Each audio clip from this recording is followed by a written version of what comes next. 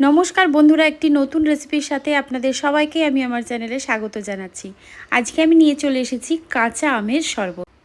তো প্রথমেই আমি এর লুকটা শেয়ার করছি। সুন্দর একটি লুক এসেছে, তো চলুন দেখে নিই রেসিপিটা। তো প্রথমেই আমি নিয়ে নিয়েছি কাঁচা আম আর এক টুকরো আদা। তো প্রথমেই আমটিকে আমি কেটে নিচ্ছি।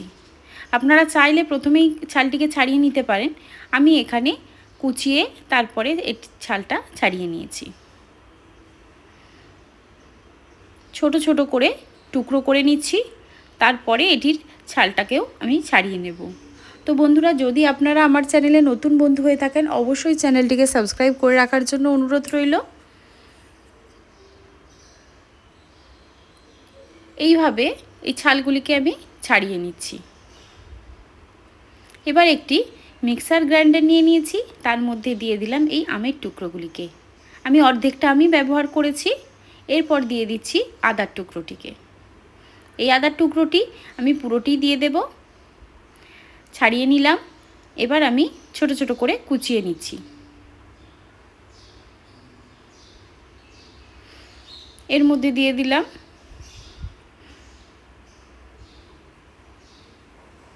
তো এবার আমি এর মধ্যে দিয়ে দেব চাট মশলা। 1 চামচ ভর্তি করে আমি চাট মশলা দিয়ে দিচ্ছি। আর দিয়ে দিচ্ছি লবণ। লবণও দিয়ে দিলাম 1 চামচের মতো। আর এবার দিয়ে দিচ্ছি চিনি বা সুগার।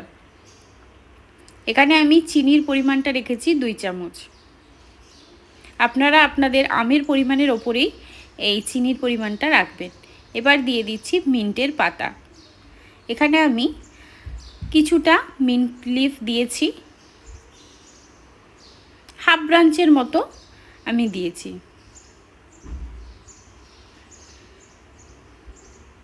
এবার একটু সামান্য জল দিয়ে এটির একটি স্মুথ পেস্ট আমি বানিয়ে নেব।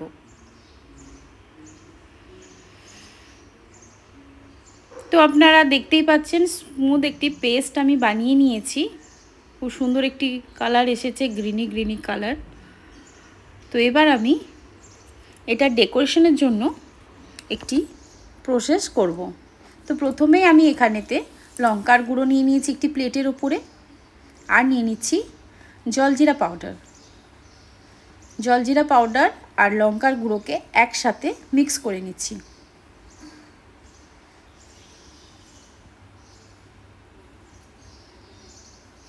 প্রপারলি মিক্স করে নিলাম।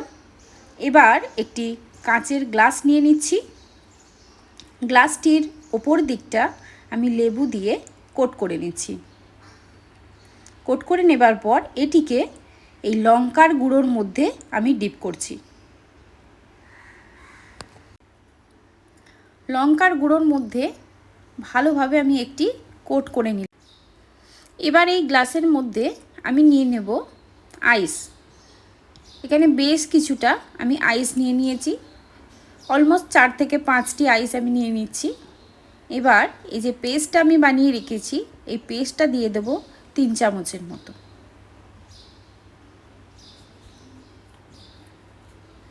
একদম স্মুথ পেস্ট বানিয়ে নিতে হবে। প্রয়োজনে আরও খানিকটা জলও আপনারা অ্যাড করতে পারেন। তো এইভাবে আমি এই স্মুথ পেস্টটা দিয়ে দিলাম।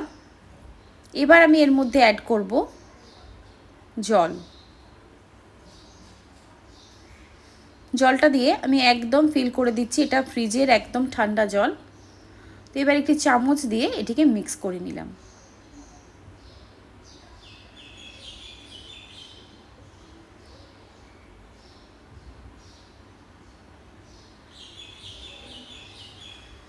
এবার এটিকে সাজাবার জন্য একটা মিন্টের পাতা দিয়ে পরিবেশন করুন। আশা করি রেসিপিটা আপনাদের কাছে ভালো লেগেছে। যদি ভালো লাগে অবশ্যই চ্যানেলটিকে সাবস্ক্রাইব করবেন আর ভিডিওটিকে লাইক করতে ভুলবেন না। আবার আসবো নতুন কোনো রেসিপির সাথে। ততক্ষণ সুস্থ থাকবেন, ভালো থাকবেন আর সবাইকেই ভালো রাখবেন।